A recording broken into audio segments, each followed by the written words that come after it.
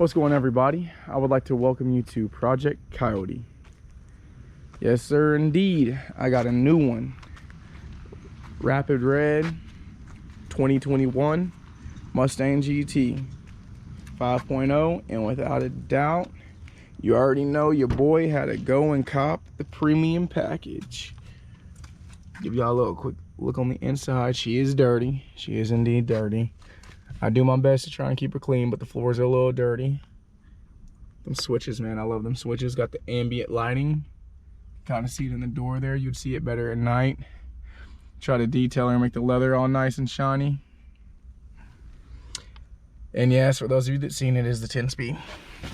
A lot of you know I'm a hardcore manual fan.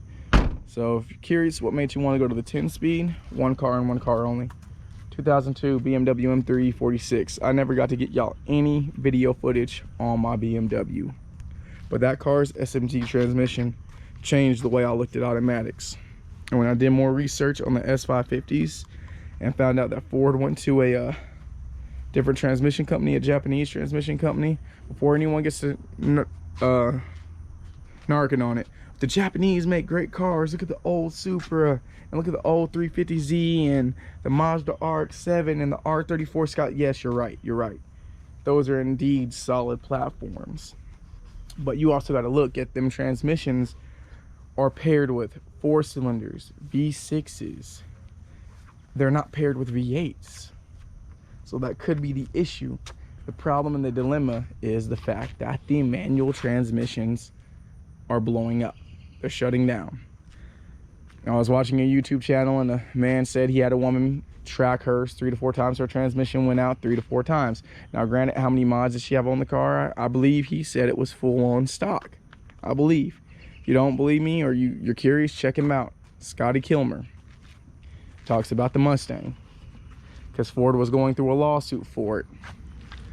Anyways, he said if you had that model Mustang 2015 through like 19, hop on that lawsuit. Get in there if you got a manual transmission.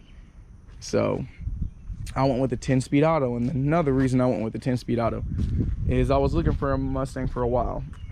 Had been looking, couldn't find one because of the shortage, chip shortage, everything going on with COVID. There was, all the dealers are empty. Made a couple of calls, nothing. A few more calls, nothing. Called a dealer. They said they'd look, see if they could find something to trade. Said they didn't have nothing. What's funny is I've bought this car and they're still looking. They still haven't called me back. And it's not that they haven't found anything. It's that they're not going to call me back. They feel like they were kind of giving me a runaround because I'm young. But I'm 26, so I'm not that young. They may not have known my age, but that's beside. It is what it is. I was about to give up, take all my money, dump into the transmission of Project Phoenix over here. And it was just a ticking time bomb. This is either gonna work or it's not gonna work. I made one more phone call. Bill Knight Ford, Tulsa, Oklahoma, hooked me up with this. I asked, do you have any Mustang GT premiums on your lot? They're like, yeah, we got one. We got a Rapid Red premium package Mustang GT, brand new 2021. I was like, cool, that's what I'm looking for. So I'm not sure about the red, can you send me a photo? Like, you can go and look it up. They're like, we don't have any photos posted. And I was like, manual, automatic? They was like, it's an automatic. I'm like, all right, I'll be up there to look at it. Because of the history I had with my M3 and how much I loved it, I was like, I'll check out it. I'll go up there and check it out. So with that being said, I was like, all right, I'll be on my way in a few hours. Get up there, hop in the car. Dude brings the key out as I'm sitting in it, ready to go for a drive.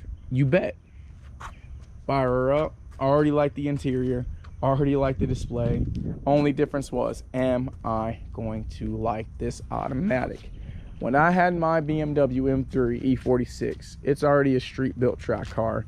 I had an S550. I don't know whether it was manual or automatic. I'm pretty sure automatic.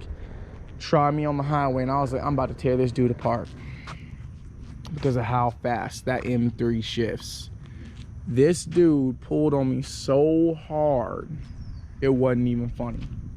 I was starstruck at how hard he pulled on me. Granted, when I downshifted, I went to 4th gear instead of 3rd. Missed him by a whole shift. That was on me, and I was kind of babying it because it was after the woman hit me, so my rear bumper was kind of hanging off, and I didn't want to get up to such a high speed that it ripped off and hit traffic. But granted, the way it's how he pulled on me, how insanely that car pulled, how I watched it squat, dig in, and just launch on me. And we were at a roll, like just the way it was. I was like, I don't even think being in third would have made that much of a difference. I think he still would have more than likely pulled on me. I'll never know because I don't have my BMW anymore until I buy another one. But with that being stated, I was like, I remembered that moment. I was like, let's see what the 10-speed got. So sure enough, we hit the highway, put her in track mode, give her a little, well, first, no, I tried out normal. I was like, oh, all right. Even normal had some torque, had some pull. Put her in sport, just to give it a little throttle. And when she pulled, I was like, yep, I'm good. That's all I need to know. I was like, I'll buy it. When I felt the power, that was it. I was like, I want her. People will say, oh, well, you're not a real driver. You're letting the car do all the driving for you, yada, yada, yada. You're right and you're wrong. Because I used to say the same thing. I still have to control the car. I still have to control all that power. The car may accelerate for me, but I'm the one controlling that acceleration. As long as I can control that throttle, letting in and off the gas, I am still in control. And if I won't, yeah, I have paddle shifters. I just ain't got to worry about the clutch. And for those of you that think I can't roll my own gears, if I end up keeping Project Phoenix, if my homeboy don't come through and buy her, because he has an S197 too, he's wanting to engine swap his 4.0 for my 4.6 and go to a V8. If he don't buy it, best believe this will be finished. Best believe you will see her on the track, and best believe when I'm done with her, you're gonna see me beating S550s just like this with Project Phoenix. And then when I'm deep in my Project Coyote, you're gonna see me taking on a lot of Lambos. You're gonna see me taking on Ferraris. I'm gonna try and do that. I'm gonna try and turn both these cars into super killers if I keep Phoenix. Coyote's here to stay for life. Coyote, without a doubt, is gonna be a supercar killer already. And if you're looking at a good starting car to get for racing, this is iffy because this is a tough one.